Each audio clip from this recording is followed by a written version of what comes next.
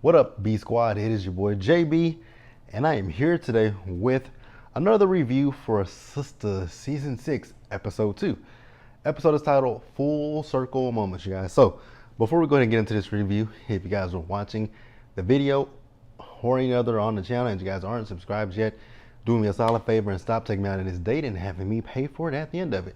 You guys know the routine. You can do me that favor by liking the video, subscribing to the channel, turning on your post notifications, and also by sharing the video. And with that out of the way, without further ado, let us go ahead and discuss Sistas on BET, shall we?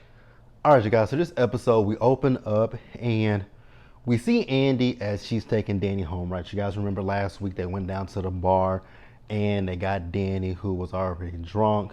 So the thing that I will say about this is when it comes down to how they do Danny, they always come down so hard on Danny, and I don't like the fact that they come down so hard on Danny when each one of these women's lives they're not in the greatest space, right?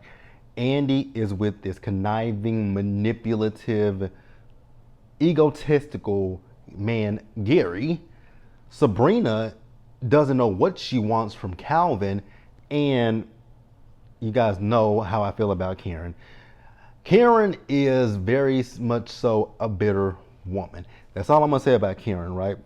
So when they talk, when they say things to Danny, you know, and they talk about they love Danny, Danny doesn't feel it, and I understand where Danny's coming from. Y'all don't really come off as if you love me, especially Andy and Karen, right? Because within this friend group, we know that Andy and Karen are like closer than they are to Sabrina and to Danny, right? And Danny and Sabrina are like this, right? Danny and Sabrina are like this. Karen and Andy are like this, right? And I love the fact that Danny's once again clocking Andy, like, you're still with Gary. You're not leaving Gary anytime soon. So what is it going to be, the wedding, after the wedding or after the divorce, right? And she was like, you know, we're driving around in the car that he got me, that your ass paid for. And she's like, Danny, but you're right. We know she's right. Like, Andy is educated, but Andy is also a bird, an educated bird, right? So we finally see it as Andy got Danny home, right? So Danny wants her refrigerator, and all that's in Danny's refrigerator is beer and wine. I was like, girl, what do you eat, right? So she closes the refrigerator door, and I don't know how this fool got into her apartment, but Jonah was there, or Noah, whatever the hell his name is. The dude that, you know, she went home with the last time, had sex with him, and talked about how little his dick was, right? Well, this fool is back in her house. And when Danny had that beer bottle in her hand, I was like, girl, if you don't take that beer bottle and clock this nigga right in the fucking face with it, I know something's wrong. But nope. Danny said, I hear you. I'm finna clock this nigga. And she clocked him. And so they got into a tussle with each other. Now, Preston came to her home. And I'm like, what kind of throuple is this with Danny, Preston, and Mindy? So Preston goes up to the door. He hears her talking. And he's like, oh, there's some guy in there. I'm like, but Preston, you're engaged to Mindy. That is so disrespectful to that woman. But I mean, if she likes it, I ain't got nothing else but to say, right?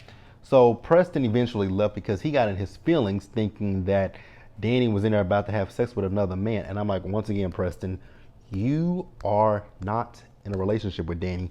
You went and gave that engagement ring that you say you bought for Danny, gave it to Mindy and her pretty hair. I was just like, what the fuck, Preston? So Preston was about to leave, but Preston was about to leave. He was in his car contemplating leaving because she ended up sleeping with somebody else. And I was like, this is a contradiction. Pot, meet kettle. But let's pause here and move forward, you guys. All right, you guys. So next up, Andy. So remember, in last week's episode, Andy got a phone call from Gary telling her, you know, he's at her house, sent her the pictures of him in the bed with the flower petals covering his private area, right? So Andy got home, and I was like, oh my God. You know, the thing with Andy is digmatized by Gary, right? You're digmatized by him, and Gary is not a good person. He's not a nice person. He is controlling. He is manipulative. He is self-centered, egotistical. I would even go borderline and say maniacal, right? There are so many things that I can say about Gary. So Andy was like, I've been bad, so I need to be punished, right? She's like, you do. So her form of punishment is he can't touch her, and she wants to have a conversation with him. So they have a conversation, and this conversation is centered around Robin, right? So he wants to know why is she going so hard for Robin. Well, number one is her boss. That's number, like, let's just take out the equation that she slept with Robin. He is her boss. Like, he's her boss. He's her boss. Like, Gary is, and then she's like, well, why would you do the things you're doing, Gary? Because he's jealous. He's jealous and he wants you all to himself. That is all it is when it comes to Gary, that he wants you to himself, right?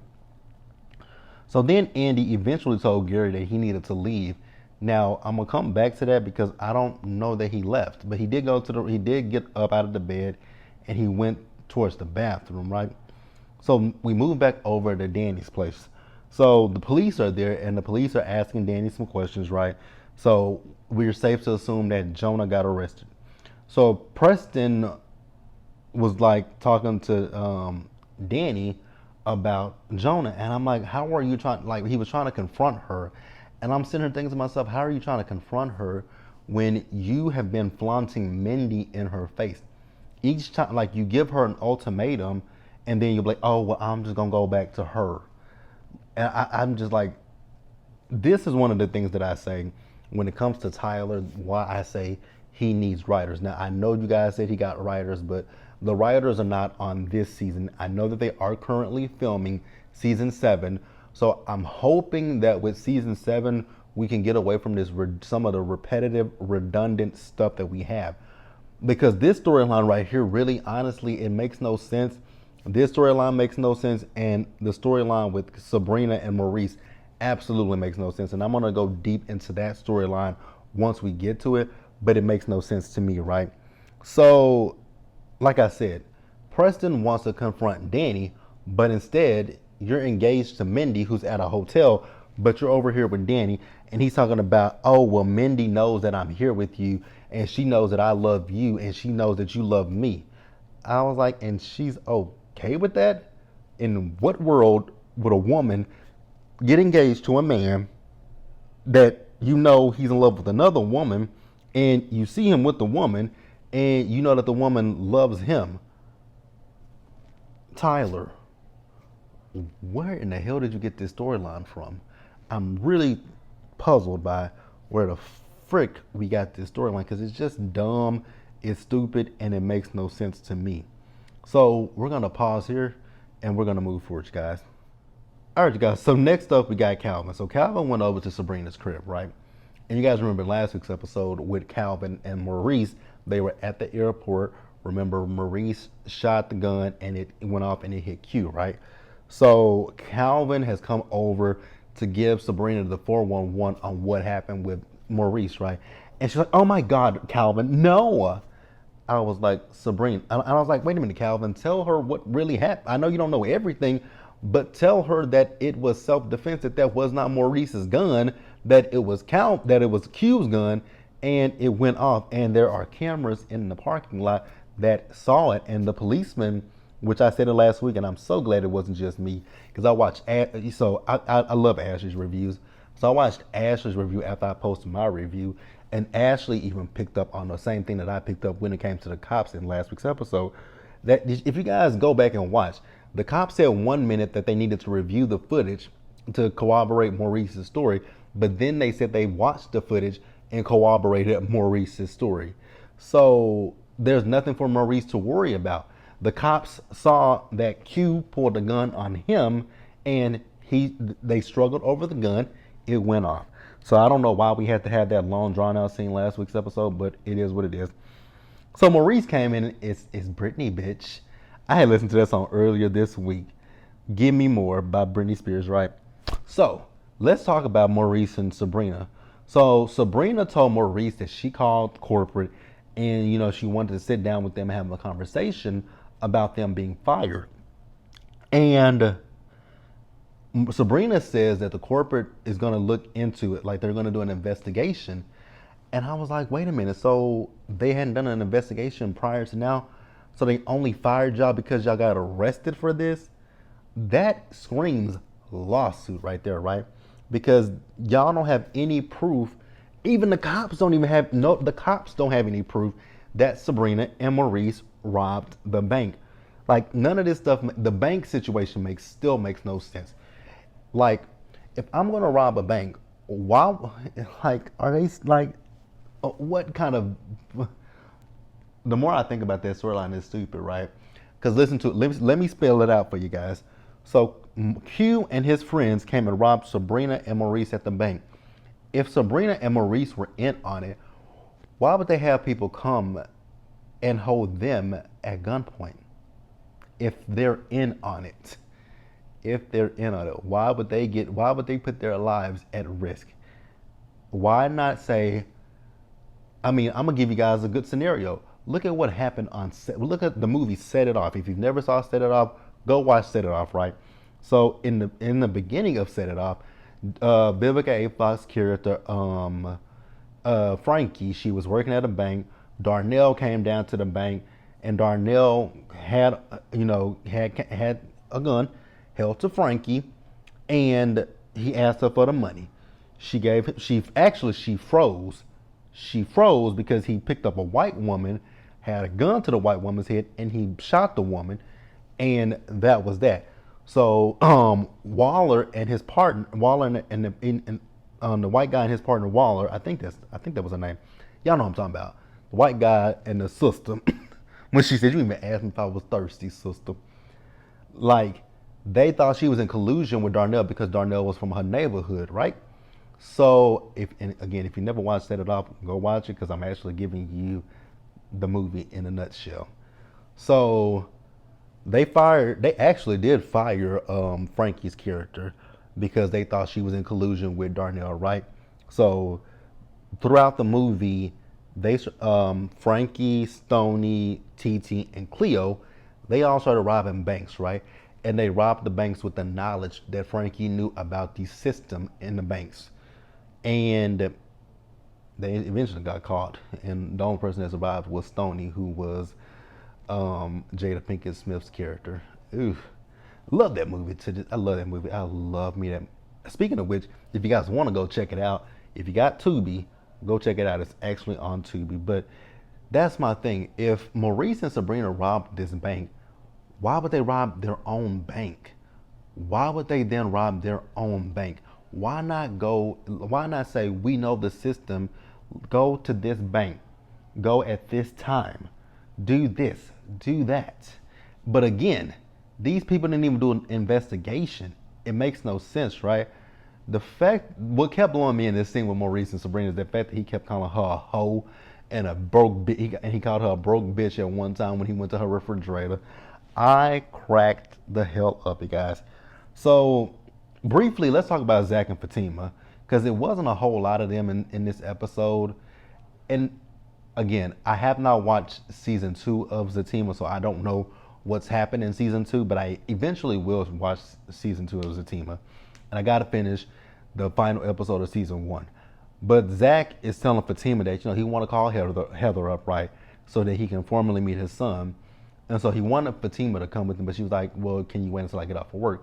So he said yes, but then she said, well, Zach, why don't you go now? Go now and check on him, right? So Fatima left for work, and he called Heather, right? I don't know why Heather has to be this ghetto girl, because, Heather is so ghetto.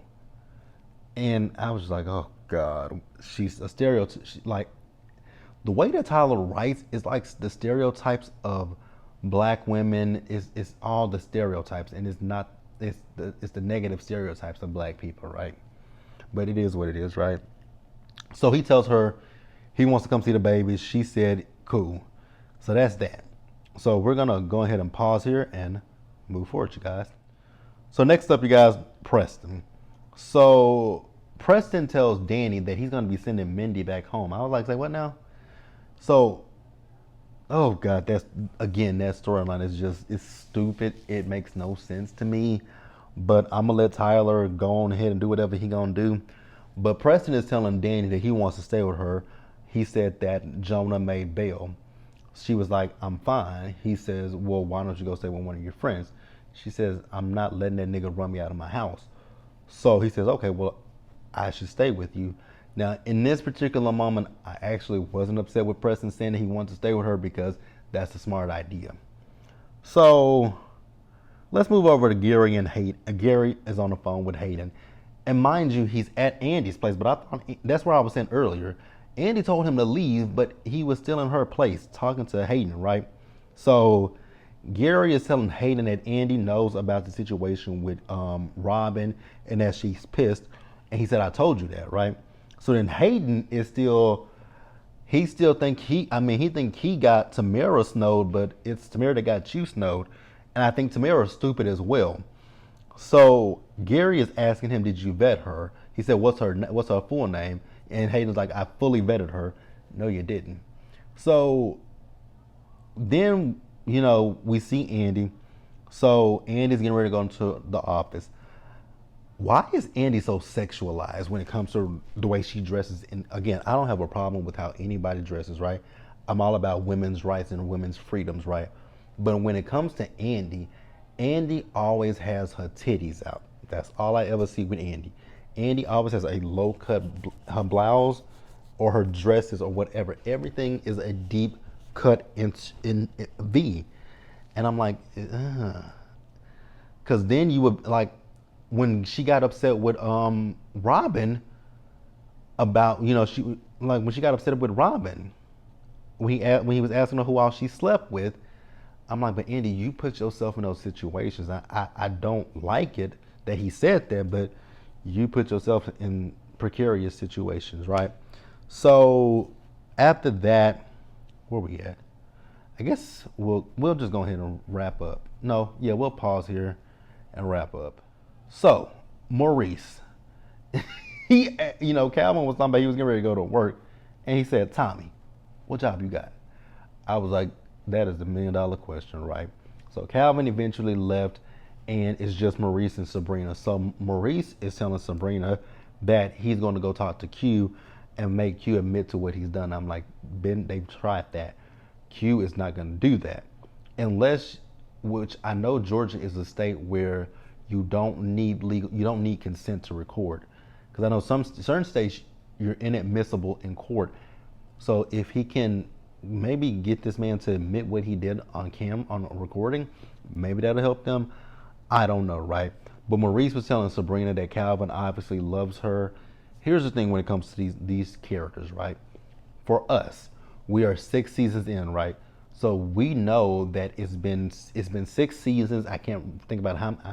I think Sistas started in 2019. I think Sistas was 2018. 2019, so 2019, 20, 21, 22, 23. So we're like 5 years into the show, but the characters are not 5 years in. The characters are maybe a few months into these relationships with each other. So I don't really know how Maurice can, I don't know how anybody really loves each other when they haven't been dating that long. Because I know people have come in my comments and be like, but you go up for Fatima and Zach. I do go up for Fatima and Zach. And if you guys have watched me for the entirety that I've reviewed Sistas, I've said it across the spectrum for everybody. I don't understand how Calvin and Sabrina can love each other. I don't understand how Danny and Preston can love each other. I don't understand how Fatima and Zach can love each other, right? Because they have not been together that long. I understand Karen.